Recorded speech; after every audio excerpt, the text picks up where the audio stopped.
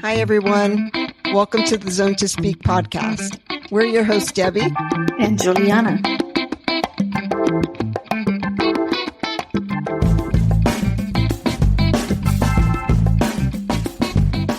How do I pronounce your name so I get it right? Pretty easy. Vinicius. Vinicius. Okay. Yes. I like it. Latin name. I usually say that I'm pure Brazilian because I don't have origins from outside that I know. Most of my grandparents came from I don't know where. And then that's why I say I'm Brazilian. I don't know about Juliana. Do you have any? I do have different roots, but I like to say that I'm Brazilian because I am Brazilian. And I think I know we are a country that was colonized. So there's a lot of different nationalities that came into the mix. But I like to say that I'm Brazilian. But my great grandmother on my mom's side was from Madeira in Portugal. And on my father's side, German Jew. So it's big mix. Yeah, my wife has Italy citizenship. Nice. Then all their grandparents came from Italy after the World Wars. And then we have a lot of people here with this origins from Europe. A lot. So, yeah. I'm a completely different kind of mix. My mother was born in Puerto Rico in Santurce, and her family came over from the Canary Islands in Spain. So a lot of the maiden name there was Laín, so Spaniard, and then kind of migrated over to Puerto Rico, and the family kind of just grew. And then my dad's side was originally from Poland and kind of migrated over here and went over to the Bahamas, actually. It's fine. In a way, I would love to have been able to speak Spanish. Well, it's really nice to have you here today. Thank you. I'm looking forward to getting to know more about you and hearing more about these ultra races. This was the first BikingMan, the first ultra, correct? No, the fourth. Fourth. Okay. Fourth all right. Brazil, yeah. School me on this because remember, I'm not an ultra cyclist. But I really have loved kind of learning about the ultra community and how vast and tight it really is. It's a true community. I see that. So much support. Everybody kind of picks each other up and supports each other in that way, even though it's so self-supported. What I hear coming across the most is that camaraderie. Let's start. Let's go. Today, we have a special guest joining us, Vinicius, the race director of BikingMan Brazil, one of the most grueling and breathtaking ultra endurance cycling events from the BikingMan brand. Vinicius has been instrumental in shaping the Brazilian leg of this global series, bringing athletes to experience the intense and diverse landscapes of Brazil, from mountains to coastlines. Not only Vinicius is a key figure in the organizing the event, but he's also a passionate advocate for the support of ultra endurance cycling with a deep connection to the Brazilian cycling community. He's also an avid and experienced cyclist, having raced some of the BikingMan series, Inca Divide in Peru, and the famous transcontinental race across Europe. We are thrilled to have him on the show to share insights about the race. Vinicius, welcome to the podcast. Good one. I've been part of this ultra. It's not just the competition side. I started in 2011 with the non-competition called Randonnée de Brevet, which is Brazil is very, very addicted to this one. Probably you heard of Paris-Brest-Paris. And this kind of it's not a race, but it's kind of adventure and challenge. Is grew very fast over here. And then it starts in 2011. And then before the transcontinental, I did two 1,000 here before. And then I think, I can go to Europe and cross Europe without any problem. Naive. Yeah. And then as Juliana said, I became passionate of this, and especially for the self-sufficient part, because it's not just the physical or the training. You need to study, you need to understand what you're doing, where you're going, your equipment, refueling, and all the all the aspects to ride long distance. Yeah. And especially how to deal with your mind, because it's not the route, it's not the climbs or the mountains. All the time is your mind. And that mantra that is eat, solve your problems, sleep, is always mandatory. Take care of this first. After that, take any other decision. And this, I'm still learning how to do that. Yeah. And then after, participating in this international race, as Juliana said, transcontinental, Inca Divide, why not to have here? And then I met I became good friend of Axel from BikingMan. I could start something without any brand locally, but I like the idea to this championship with a set of rules or numbering and points. Yeah, because it's still a competition, but most of the time is competition for yourself, or it's not for others. We have 100 participants here in Brazil. I think only 10 or 15 were there for the position. Most of them is to be finishers. It's hard to be finished. Doesn't matter if it's hard or not, it's flat or not. Each race has your own challenge. If it's flat, you have to keep pedaling 100% of the time. It's hard.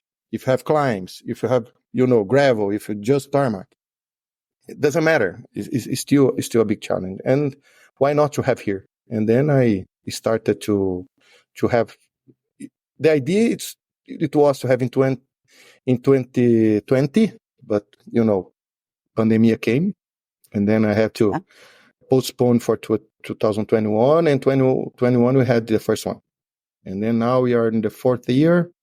It's growing.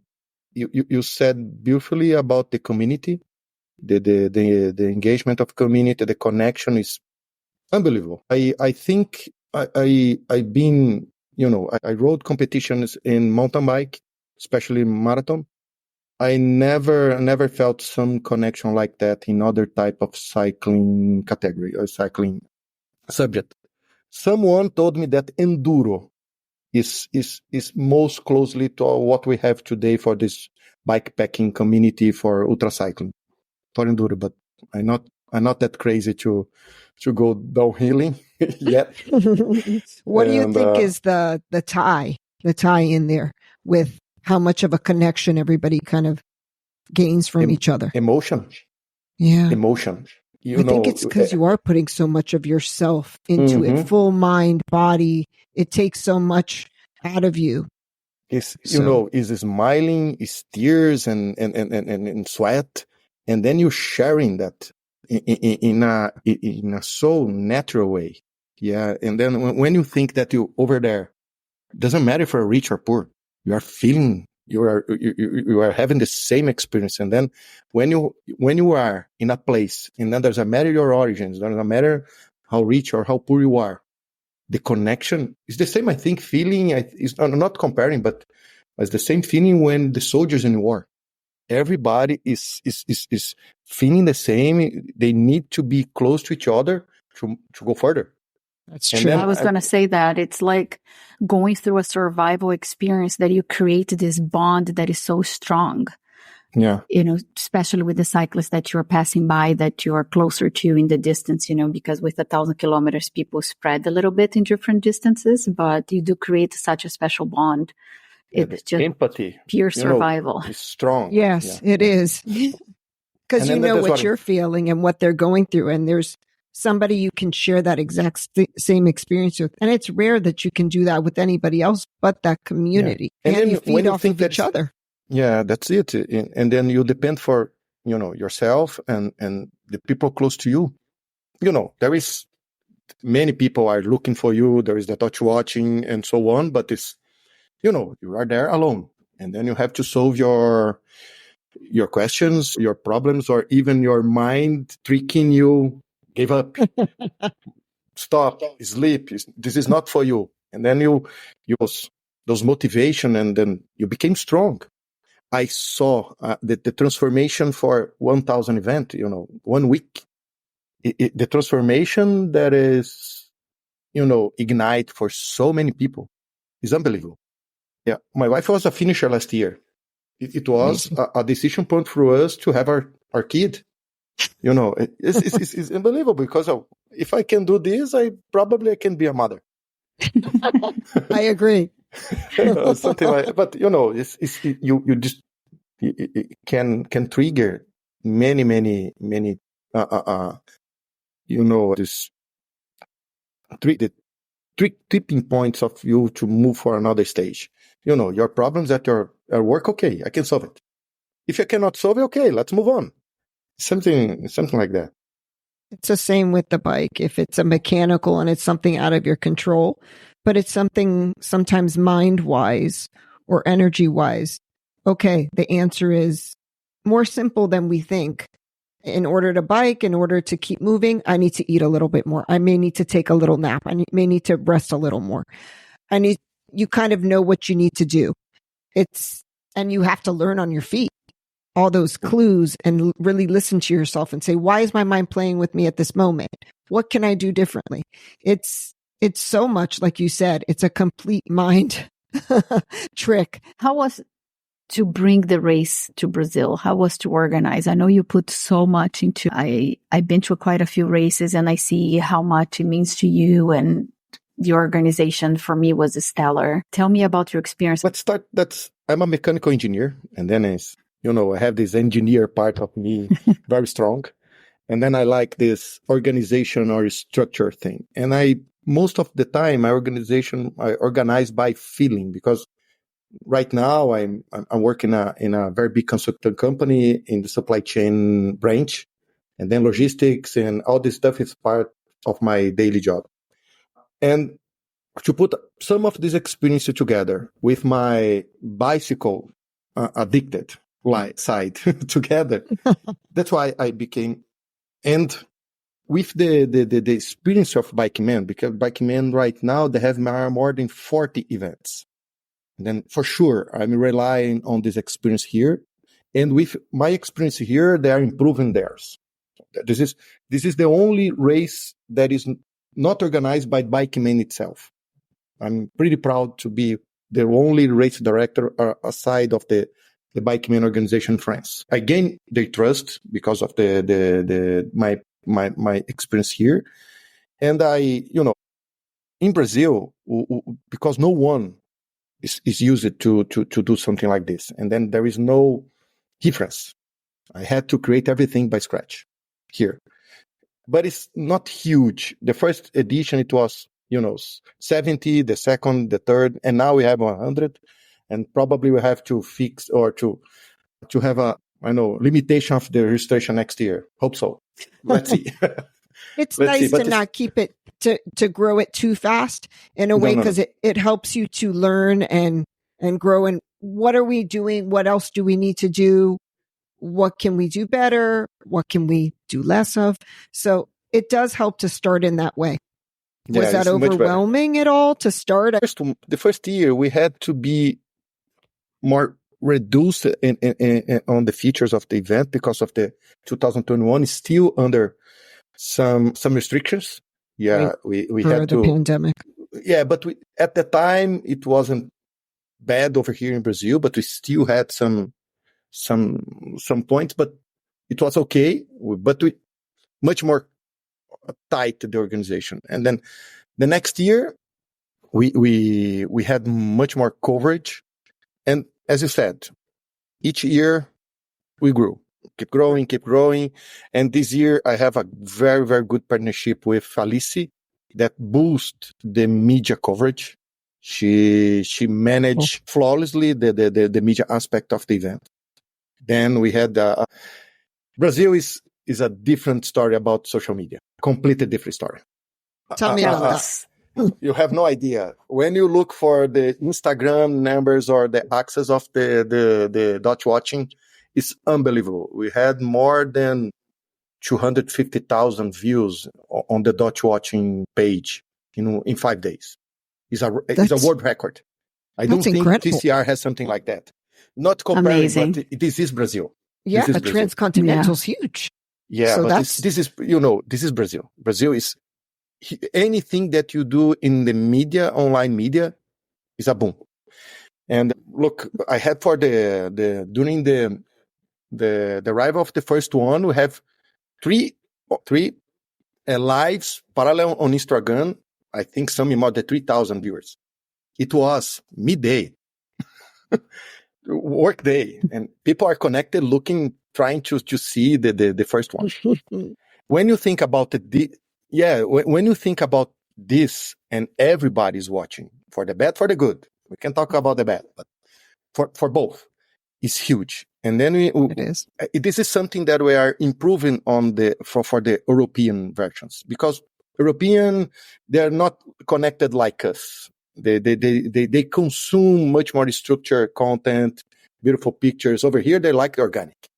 If you have something that is generated in your phone, put in a story. The people will look for it. If you look for the stories on Instagram, it's unbelievable how many we have. But because people like to consume the entire race, and they are looking for the riders to see their own stories. That's I think the most different aspect for the race here in Brazil is not about the race itself. It's about the connectivity, or not connectivity itself, but it's the people like to see. I don't know why. They want to engage in the whole experience with you. I think they when they engage, they can feel a little bit of your feeling. They can live a little bit. If they cannot go, or if not willing to participate or not ready, they are living it and motivating to be there maybe next year or never. But they feeling the same as you. And that motivation, knowing that that's how the viewers in Brazil respond, can only motivate the participants each year. Yeah. I'm assuming because you're having so much support in that way. Yeah. I'm still trying to learn how to convert this engagement as registrations. Because Correct. One thing is you are willing to go, but when you see the challenge to be there, as I said, not the physical one, because most of the people focus on the physical. It's important. But they care about some small things, about personal care, something about the bag, something about the gears. Juliana followed the discussions about the equipment itself that we did, because I don't want anyone to come here without the wrong equipment, because it will be a fail. Yeah. For sure, because there is over here we don't have the roads. It's not bad, but we don't care about this steep. The government doesn't care. If a mule or a Fusca, a Beetle can climb, I don't care. It's 20, 25, 30% for 2 kilometers. We have roads like this anywhere. And this is, I think, insane. I mean, I've seen climbs in 1,000 kilometer races that are 20, 30, 40 kilometers climb, but gradual. But Brazil, it's next level. Yes. I think Cunha, which is, I think the first big climb, is 16 kilometers of a wall. Yeah. It's 17 I don't know kilometers. what's the lowest grade. Yeah. 11% average. 11% average. But yeah, average. Ooh. I think it's one of the hardest in the world, the paved one. Yeah. Yeah, but no one knows, because no one, even the Brazilians, they don't know the climb. Is that one of the first climbs starting out of the gate? It's one of the first climbs starting out? It's around 400 plus kilometers. Oh, okay. So you are warmed up. Yeah, you are warmed up then. I'll say. Yeah. And then but it's the idea of the route is to show the difference of Brazil. That's my plan when I design the route. You start at 1,500 meters. You go to the sea level, zero, climb, long climbs, short ones, steep, different type of mountains. We cross three chains of mountains here. We have the sea, the Atlantic mountain. We have the Mantiqueira, which is older than the Andes. That's why it's lower than the Andes, but it's much older. And you go up, go down, go up, go down, go to the other side and come back.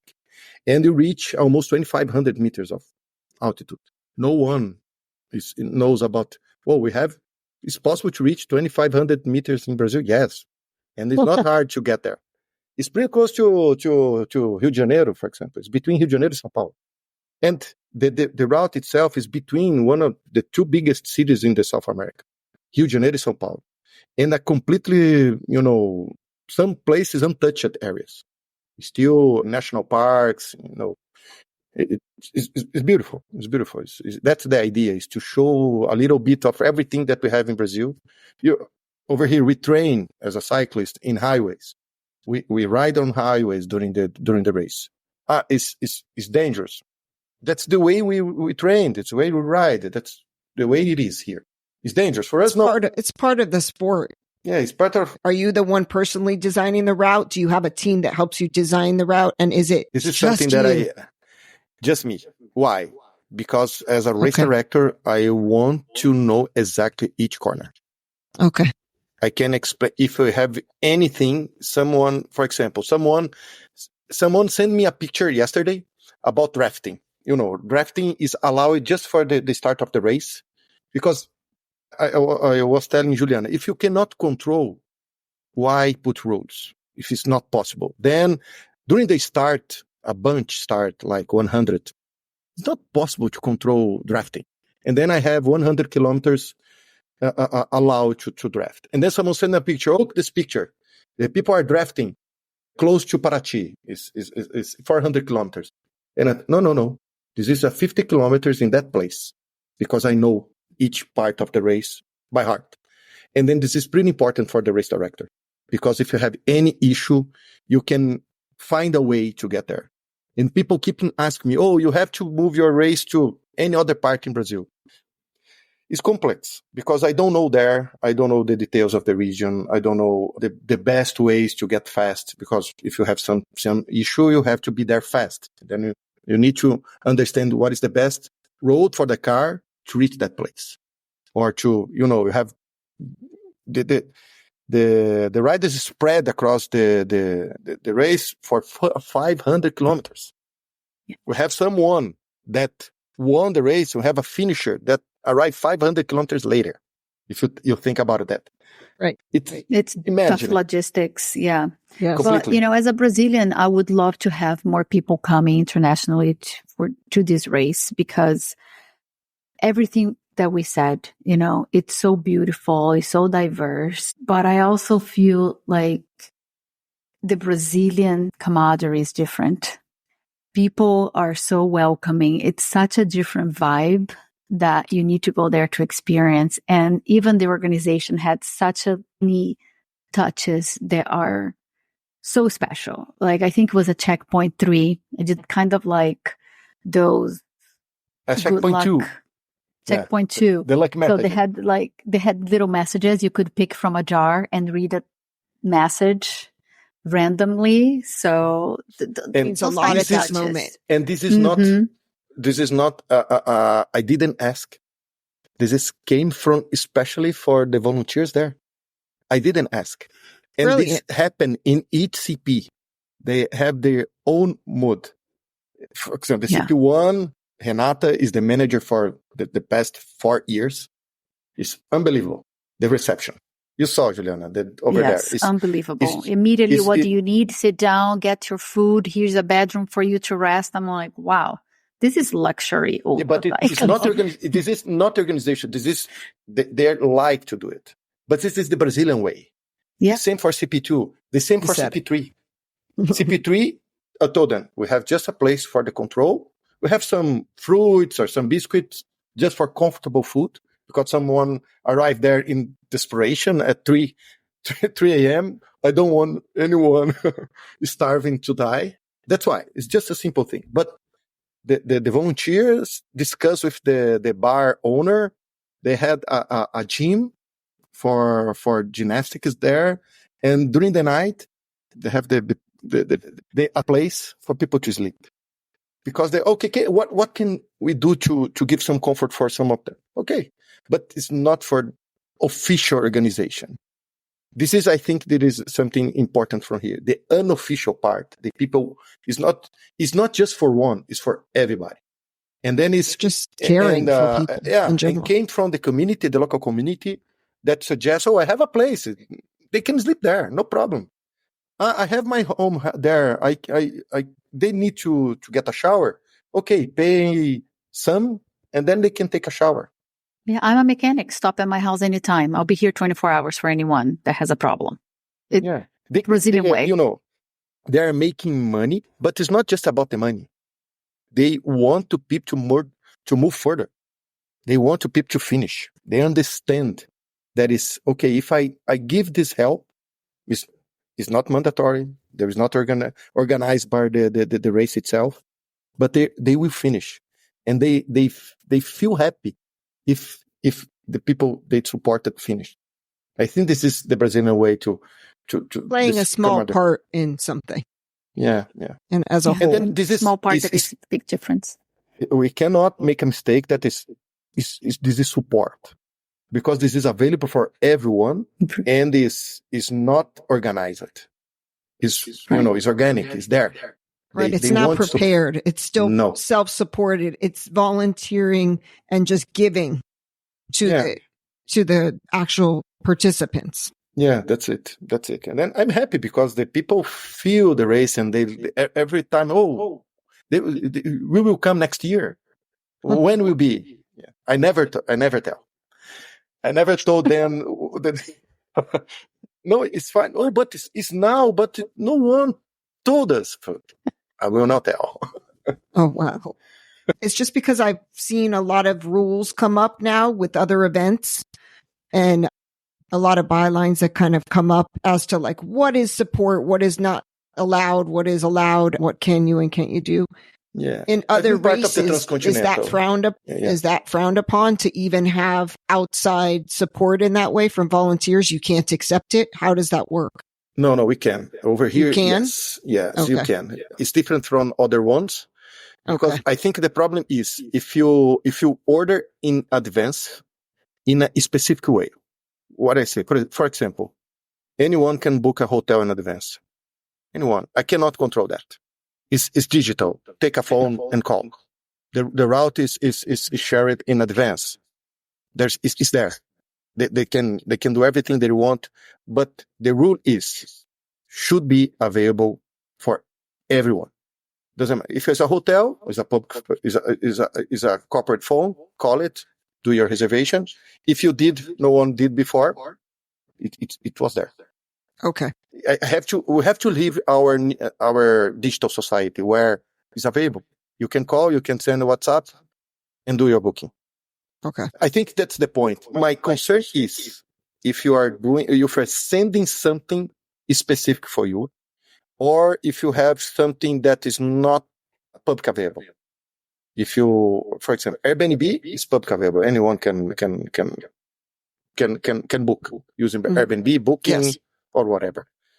That's, I think, is something that we are doing. I'm not disagreeing of other races. I'm just telling that is what we are doing here.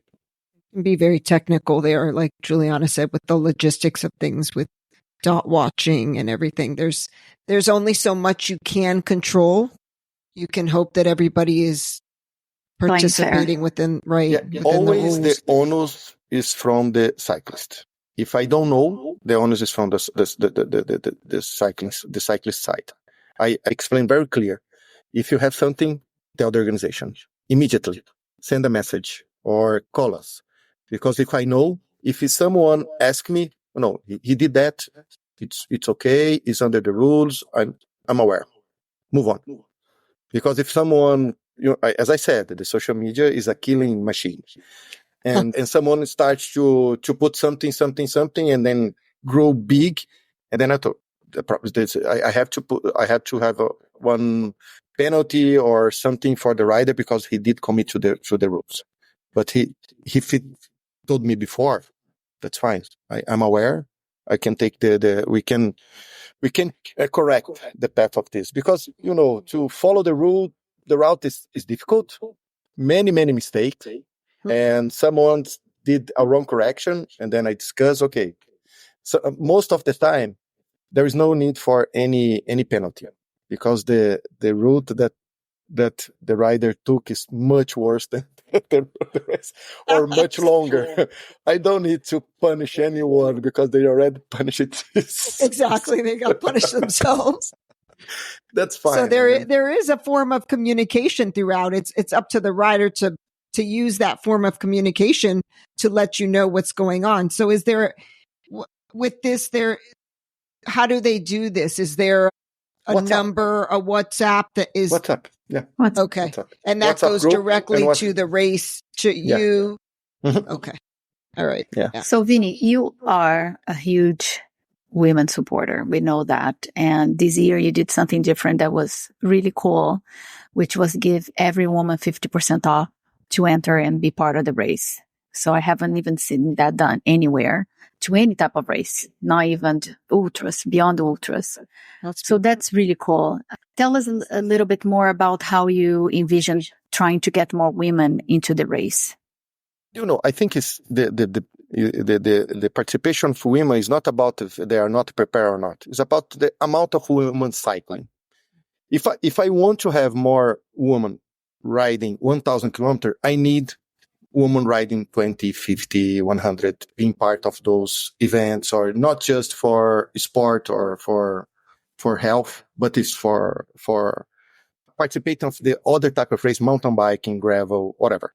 And then to speed up this is tricky. Then what can I do as a race organizer? I can give more information. That's not hard. I can promote training camps that we did to give more preparation and to be more comfortable to be there. And third, maybe financial incentive with the 50%. Yeah, that's something that I can do. But I know that the registration is the small amount of investment that you have to do to be part of this race. But it's something that I can do. And I think the most important of all, give the same conditions for every person. Doesn't matter if it's man or woman. I don't want any advantage for anyone, especially woman. That I think is what we are looking for, is the same condition for everyone. And the race, we have the same condition for everyone. Doesn't matter if it's man or woman. And that's what I'm doing. And I believe on that. I will not start organizing, events for 100. I don't have time. And if I had time, I will start organizing something shorter, only for women, for them to get comfortable, get experience, and move on. Because it's a niche of a niche as a community, but it's, when I have the pyramid, that's the tip. And if I have to the base of the pyramid, I have to find ways to grow that. And I believe when I have women, especially on a machist society, and the men think they are better, if a woman can do, I had to do it. If I have more women, the men vote. I don't like this thinking, but the men usually think, if a woman can do, but the woman is much better than men. It's much better. The mental is much better. Oh, pretty sure for endurance sport, the physiologist is much better than men. I agree. Man, you can give birth. There's nothing more harder than this for the body. The man is not even close to the same pain. Can feel the same level of pain of a woman. That's enduring. Why I believe. Yeah, it has to do with the endurance too. I know Juliana mentioned several times when I asked her about, hey, I want to get into some basic bike packing and learning about going the distance. What do you suggest I start with, and how to ride and when to do a longer ride? It was all about, you need to be able to stay on the bike. It's the endurance, but you need to be able to stay on the bike. Your body needs to be able to handle the bike, being on the bike for a very long amount of time. And like you said, for women, for some reason, we can endure these things. There's something in us that is like, okay, let's slow down. But this way we can stay on the bike longer rather than pushing ourselves too fast. When you hear a woman can do something like that, rather than it being like the man's take of, oh, I got to do that. Like, I got to top that. For us, it's like, oh my God, I could do that too in a different way. Yeah. It gives us ability and self-worth. beyond that. And that's all in the brain. I mean, I think you in a point where it's important to speak that it's the equality. You know, we all be fighting to be equals. And I think it's great that you don't want to give differential treatment from women to men. I know this race, there was a lot of talk about that. And I want to touch on that. But I also want to touch on the highlights as well. You know, you had a record finisher this year, which amazing for the course it is. But before delving into that, I just want to circle back to the women point that I think you are an example of a race director, and hopefully a lot of race directors take notes from you, because I don't think it's anyone that takes their time to do training camps. And you even had virtual meetings on teaching the girls navigating the map to be part of the race. So kudos to you, and hopefully other race directors also do that, not just to women, but to first timers. I agree. It brings more people into the sport itself. Yeah, I don't want anyone to losing time because they don't know how to deal with the equipment. Because, you know, the knowledge is there. If I learn it, or if I'm first learner, as I said, I'm an engineer, I'm a nerd of this. I love it. Why not to share a little bit of this, to trying to because then the equipment will not be a problem. They can solve issues. They will be much more comfortable and more confident. If you know how to manage your GPS, you know how to manage your bags or to assemble your stuff, you don't have to use your mind or part of your mind to think about it. And then you use your mind to think about other stuff because you have a lot during the race. And that's the point, is to, if it's possible, if I can share, I will share. If I had to spend more time to have more finishers, I will have. Because for me, I have two indicators of the race. First, the starters. I honor the starters, because if you are there, the journey to start a race like that is huge. Vacation, family, financial, equipment, and all the things that surround to be there. To be a finisher is a consequence. Sometimes lucky, sometimes preparation. Lucky is a huge aspect of this one. And we had 77 finishers this year in 99. If you look for every easy race around the world, it's pretty huge. The 555 in the last year, we are always getting 75% of finishers. Why? Preparation. Sharing information, sharing content, and is not supporting during the race. I'm pretty proud of the Brazilians because they are getting good on this. And now I think about the trampoline. If they finish BikingMan, they feel comfortable to go to the many of the finishers this year is looking for races outside of Brazil. And that's good for the other organizers as well, because let's think about it. I'm sending good riders.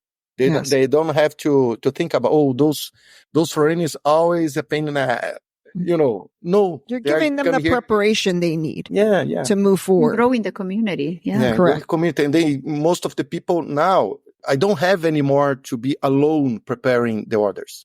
Now I have the community preparing themselves. They set up meeting shops in bike shops to tell the story, to teach. I don't have to do that for all the time anymore. And then that's the good thing. And sometimes more races like this across the country. We are 200 million people, a country the size of Europe. There is space for more, with responsibility, but there is. And then I'm I'm looking for next year, or coming 2-3 years, we will have another one. I don't know, 4,000, even bigger, but we will have. I have to accept that. Yeah. And tell us about the highs and lows of this year. The highs and lows. The highs, the weather. Wonderful. The past. The people know me about the raining man. If I'm in a place, they will rain. And then I told them, no. I've been in Transcordilleras, didn't rain. This year didn't rain. It's not with me. But the rain is challenging because we have a tropical rain. It's not just wet. In across Andes last year, it was just wet. No, the wet is fine. It's comfortable. But the tropical rain destroyed the gear. destroy the bicycle. Everything. Yeah. And destroy your mood all the time because you are wet. The gears is not switching, not changing anymore. This is the high, I think, because when you wake up, it's not raining. Doesn't matter if it's late or not. You can move on. But we have the heat. But we live in a hot country. We can manage. But the lows is about the rescues we had. Yeah, we have 10 people in the hospitals because of the heat, dehydration, and then they stop eating because the stomach became sick. The dehydration, the heat stroke. We had a rider hit by a car in the last 6 kilometers, a drunk one. Anywhere in the world you can have drunk drivers. And then we had. But the rider, it was fine. We arrived there with our car in less than 10 minutes, and they called the rescue center, the rescue service, and in 5 minutes had an ambulance, went to the hospital, nothing. So good to hear that. Just a bruise on the shoulder, but he is a finisher. I will not getting this out of him. He's a finisher. We did a proper finish celebration to him because he deserved it. 6 weeks, 6 kilometers. 6 kilometers to the finish. No one can. And out of his control. Totally. And 6 kilometers? No. He did everything by the book. No, we cannot deny this right. He's a finisher. And we had an aggression of a woman. That is the low of the entire event. And this is my concern as a race director. The entire series since happened. It's not because it's Brazil. Many we will think about that is Brazil. And we had to talk about it because no one is talking about it. We discussed it in a way to protect the rider, the Thais, the female woman. She is very engaged with the race. Did it last year. Went to our training camp. She was prepared. Yeah. And a random crazy guy hit her. I don't know why. I don't know if it's I don't know if it was to steal something or even worse. I don't know. We don't know. I was lucky and smart to have a ginger spray and get out of him. And call the organization. And when in a record time, we were there rescuing her with an ambulance, with a car. And the result was just a pain in the head because the guy hit her in the head. But, the psychological side is still there. It's not so easy for you to get, okay, you're now 1 week later, you are feeling fine. No, you're not feeling fine. You have your mind. There may be the physical aspect, but the mental aspect of what happens during that stays with you, and you don't feel that sometimes till after the effects have worn off. Yeah, we are now working to push the authorities to do something because the region, the same route for the Letap Brazil. The Letap Tour, they are franchised, they have races across the world. And the same route of the Letap is safe, it's quiet. And a crazy guy were there and did this crazy stuff. What is happening, right? As I said, we're pushing the authorities to do something because this is not connected to the race. Could be anyone there, even a woman walking at the late night going home. And then this guy just will be a bad time in a bad place. Right, wrong place, wrong time. Yeah. Right. Yeah. Yeah, but it's I suffer. I'll be honest. I suffer. I wasn't feeling good during the celebration. I missed so many things during the celebration because I wasn't comfort. Yeah, that is because I feel her. I feel Thais. I feel the situation, and we discussed a lot how to vocalize that because anything that I will could be against me. If you tell something, the social media will against me. If I don't tell, the social media... But it's not about social media. I care about her, and I care about the law. If I say something that is not correct, If I Within say the law? that is a homicide, a tentative of homicide or raping, Yes. I don't know. Only the authorities can say that. Can And then I have to- classify exactly what it was. You can only speculate and say so much as if there may have been there was an assault. You can't even say that. You have to say there was an incident. I only say that there is an incident, not a crime.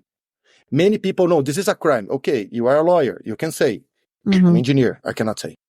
I just want to make sure that hopefully this does not discourage anyone from racing, especially women, because this is not a race issue. This is not a country issue. This is just there are crazy and bad people everywhere. And this can happen at any time, anywhere. And I don't think it was Brazil. I want to say that most of what people see in the news about Brazil, it's in the big cities and a little bit hyped up. But where the race is, it's rural, remote areas, beautiful areas. And I think it was just as safe as anywhere else.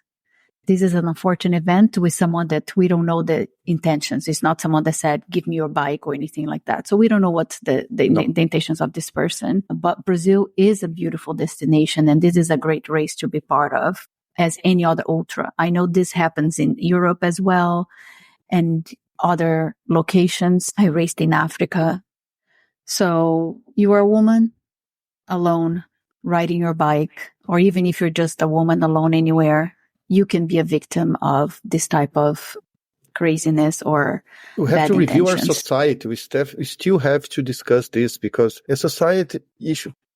When I think about other countries, even the developed ones, they have the same issue there, the harassment. And this one, as I said, I don't know if it's what is the intention of the guy, but he did a bad thing. He needs to pay off this. I think what we have to now look to get this authorities, take a look. And then I spoke for a woman that came from that called me. Oh, this is not where I live, where I grew up. I want this guy on a jail because the people.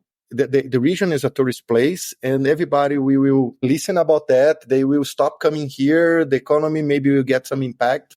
They need to take precautions.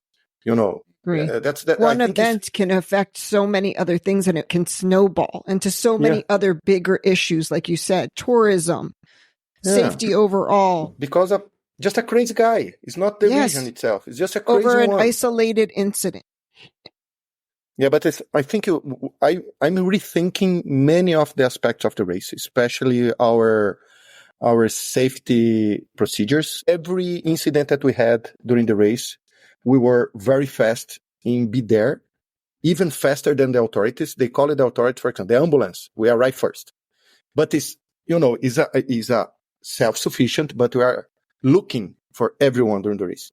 But now I have to maybe think about double precautions. For example, for a woman, maybe double trackers. If one fail, I have another. But one thing that I will not change, the race is self-supported, equal for men and women. I will not put a motorcycle aside of a woman. I will not. If I have to do it, no race. Because I believe if I have to reshape the route to be more safe or out of the cities, I will do. But I will not change the basic rules of the ultra cycling self-supported. I believe I agree. As a woman, I want to have the same conditions as a guy. Yeah. It's true. Yeah. I will not change the condition for women. Maybe I spoke with Juliana, maybe to do the start of the women's before 4 or 5 hours, because when they enter the night, the fast man will reach the mid-speed woman. And we will always have the low man behind the slow man behind the slow woman. And then we'll have more men crossing, but not talking about men, people crossing each other. Right. Yeah. Pairs, mixed pairs, woman pairs. And then we'll be, that's the idea. It's kind of a safety in numbers in a certain sense. You're all looking after each other in that way. Yeah. There's somebody around me. 100%. I think that's just a security feeling. To think about how to spread better the people during the race. Maybe doing that because I have not because men are faster or men is, it's not this discussion, but much more men spread more. If I have woman in front, men will reach and we have more men behind. That's the point. That's it's brilliant. not because of the faster or slower, because the slow man is slower than the slow woman. This will be almost the same speed, but it's behind. And then we stop for refueling to sleep. You will always have someone behind. Yeah, and then that's the one way without changing the rules. You're not looking over an advantage. You're looking over a mindful way to do this. Yeah. But it benefits everybody as well. It's not singling anybody out, like you said, overall. Yeah, that's, always room for improve, but no room to change the basic rule of self-supporting. No, but when something like this does happen, or we realize that women are being targeted a little bit more overall, if we do start to see this happening more and more, then it is smart on behalf of a race director like yourself or any other race to look into that, to find other ways to do things, not just stay in an old mindset of we just have to do it this way. It is what it is, and they take the risk. It is your job to assess those risks. And even if it's self-supported, we're not looking to hurt anybody. So obviously we all want everybody within those regions to have a good experience overall. I mean, there's danger as well. Like you said, there's enough danger in the route itself, in the weather. Over here, we have another, I can say that we have a good advantage around many other countries. Our public health service, it's okay. 100% of the people that went to the hospital went to the public service and was very good treatment without any fee. Doesn't matter if it's Brazilian or not. We have a universal health system here. But anyone has to medical certificate, insurance, and it's not just insurance, it's a health cover insurance. And I have, as well as a racer, liability and as well health insurance to cover if the rider is not enough. But we are covered. That's not the problem. We are covered. I have my safe protocol. I have contacts of each city, but I don't want to change because if I put someone in a motorcycle going up and down, the people will, how can I say that? Will go further. Will take risks. They will take, if something happened, they are behind me. Right there. Yeah, right. Exactly. It's a comfort. And I don't want, but if you have someone behind you, you will not take risks because someone will not rescue. No, they're on the race themselves and they're just looking to keep going as well. Yeah, if you fall, they can look for you, can give you a support, but just press the SOS button. That's what they do. They will not. If you are lucky to have a doctor, we had this case. One guy that was not feeling good, a doctor was behind. That's the better situation. Lucky. That person got lucky. Lucky one. So there are some rumors around that you might change the location because this is the 4th edition with about the same loop. So for the 5th edition, I don't know if you want to give us a teaser. Are you doing a new route? Completely new route next year. Why? Because we have other amazing places in Brazil, a continental country. And my wife is from that state. I rode, I traveled there many times and beautiful. The same idea is a mountain. The idea is to cross the all passes of this mountain is 7 passes between 800 and 800 and 0, like this. And you'll be in the south. It's different, total different the vegetation there. And it's amazing. We had this year the 555 there as a kickoff.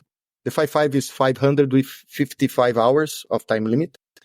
And now we will have. Why? Because just to move. Many are I don't want to, I want to go to the different place. Okay, let's do it. let's do it. And the different Brazilian culture, because it's more European one, because over there is more the colonization of Italy and Germany is very strong and different. But it's the same reception, the volunteers, I have my mother and father-in-law there. It's the best. It's a family affair. Yeah, it's the best counterpoint so far. And we have very good climbs there as well. Very good. Long I and like steep, that you're keeping it fresh usual. like that, because you can always revisit other routes down the line and say, we're going back and doing a celebration of our roots. Yeah, and I like the idea. When you repeat, you can create challenges for record. Yeah, yes. That's sometimes, I want to break, I want to push further. But if you change the entire, I have to restudy and it's think all about new it. for everybody again. Yeah. The slate is clean. To have more people coming back. Right. That's the idea. More exciting as well, because it's something all new. And that's also another challenge for the mind. Again. Yeah. More work. Always. The recall, to do the recall, to assess the area, to create the control points. But that's the good part. The recall, but you're all ride. Smiles, because in case we don't release this on video, just to let the listeners know, he's smiling. So he's very excited. Because he knows he's going to put everybody through pain. Right. He loves For this. sure. That's why we have BikingMan in Brazil. It's not a walk in the park. Every journey is painful in some way. Yeah. It is. It's true. Is there anything else that you wanted to share or bring up more in depth? No, I would like to invite anyone listen here to come here, or at least to look about Brazil, because I live here. I rode in many countries. I like to ride in other countries, but I love to ride here, and I live it here, and I don't know nothing about my country, because I still have so many places to ride over here, and with potential to have something like BikingMan, but it's worth it. Yeah, as Juliana said, we have, for example, we had the Olympic Games in Rio de Janeiro. Rio de Janeiro is a unbelievable, beautiful city with big problems, but the route over there, the city route for the Olympics is, I think, one of the most beautiful ever. I rode that circuit 2 or 3 times. I'm still impressed of how beautiful it is. That's why Brazil is impressive. The people is kind. The food is good. It's cheap for the European and US currency. And that's the point. Try. Come here and try. We had a very good experience from Juliana, from Miguel, from Walid, from South Arabia. He came here and enjoy it. He's mesmerized by the beauty of the mountains itself, because those places not famous. Rio de Janeiro is famous, but far from there, it's not. And then and there's so much more to see. Yes, and experience. Yeah, I would love to go there. I'd actually love to just be one of these volunteers that. Oh, you would. I think that would bring so much joy to me. Come. We will try to go for the next edition. I haven't been to the South, so for me, there's no better way to get to know a place but on your bike. So the ultras for me are just an adventure. So I love this one, and I hope we can go back to be on the South on the new route. Yeah. But take it easy on the hills, okay, Vinny? Oh, yeah. No, over there is not that hilly. It's hilly, but it's not that steep. Don't torture me. No, it's not steep. No, it's not steep. No. Over there is not. Mantiqueira is harder than there. Much harder. I think I just had something similar in Transcordilleras. Similar. It's not harder, not yet. Yeah, as I said, they created those to carry gold during the colonization. Those roads for mules, for donkeys, is not for cars. And then they just open up, widen up the road, and then cars go there. But during the rainy season, just Beetles and 4x4. Oh, no. Not For good sure, for thankful for inhabitants. no rain this year. It was a little bit hot and dry, but I'll take that over the rain and mud any day. Yeah, for the south, I don't promise no rain. Over there, it's unpredictable. There's Preparation. there's no dry season at the south, but it's not raining entire week. But it's can't have it all, right? with the rain, get some more emotion. That's nice. That's true. For you, you love it. I know, smiling more. Torture. Good torture, though. Yeah, but thanks for the time, for the space. Yeah. Yes, it was wonderful getting to talk to you. No, thank you. Really and seemed to be the right person to organize this. No, thank you. No, but keep doing this job. Yeah, giving the voice. Yeah, giving the voice for those who are trying to create something like this. Yeah. Thank you. Yeah. Thank you a lot for this space. Thank you so much. We really appreciate you. Thank you, Vini. I hope we can talk again soon. Yes, please. Ciao. Ciao. Ciao. As part of the BikingMan Brazil episode, we also would like to share with you a few testimonials of some of the riders. With us is Vinicius Castellan. He's one of the strongest riders, and he finished top 10 or top 15. We don't have the results, official results right now, but here he is with us to share his experience. Hi, Juliana. It's a pleasure to be here participating in your podcast. My name is Vinicius. I've participated of 5 BikingMan races, and I always believed that pen is a vehicle for man's maturation. We are always running away from pen or seeking pleasure. In BikingMan, you can have both of these things. The pen of climbing a mountain with a 15% incline, followed by the pleasure of reaching the top and seeing a wonderful landscape. The pen in our muscles from a 3 hours climb, followed by the pleasure of the wines on our face on the way down.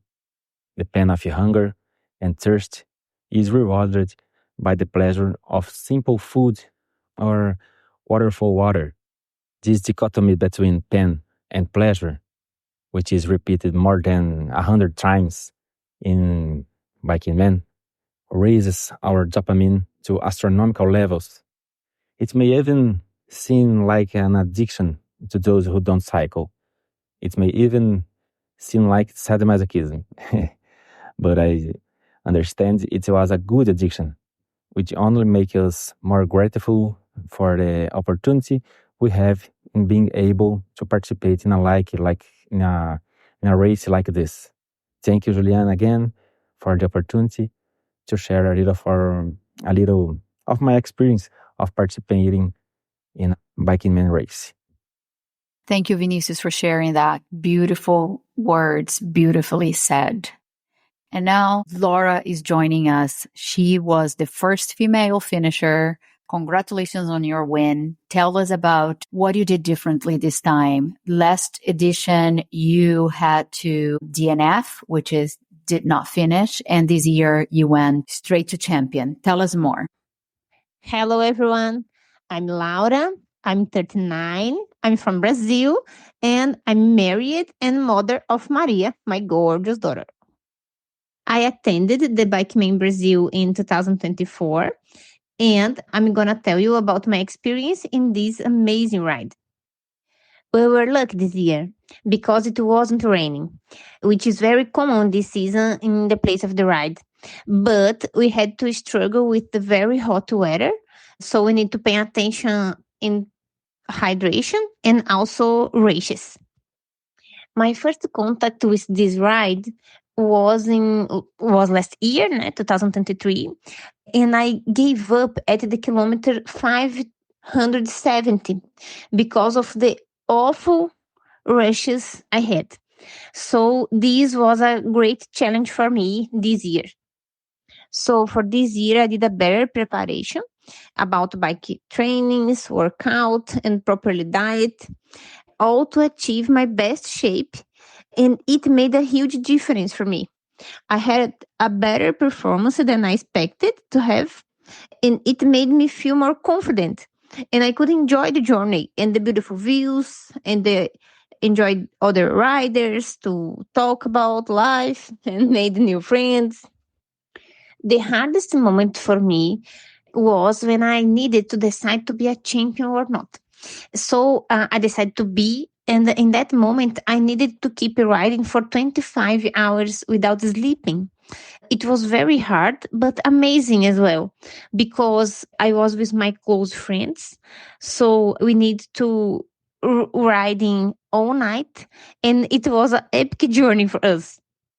Winning BikingMan Brazil was the most incredible thing I have ever done in my life.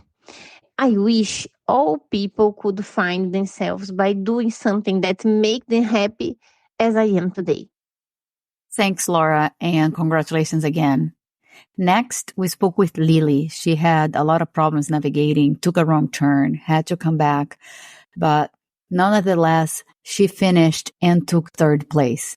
Tell us a little bit about your journey. My strategy was to cycle every day until around 2 in the morning. Then I would stop at an inn, take a shower, and sleep until my usual wake-up time, which is 5:30 a.m., and I would start the route again around 6:30 a.m. So I kind of tricked my body as if it had slept through the night. I only had problems when I broke this rule on the third night. I stopped at 7:30 p.m. and set off at 2 in the morning. Along the way, I ended up taking the wrong route and my Garmin froze.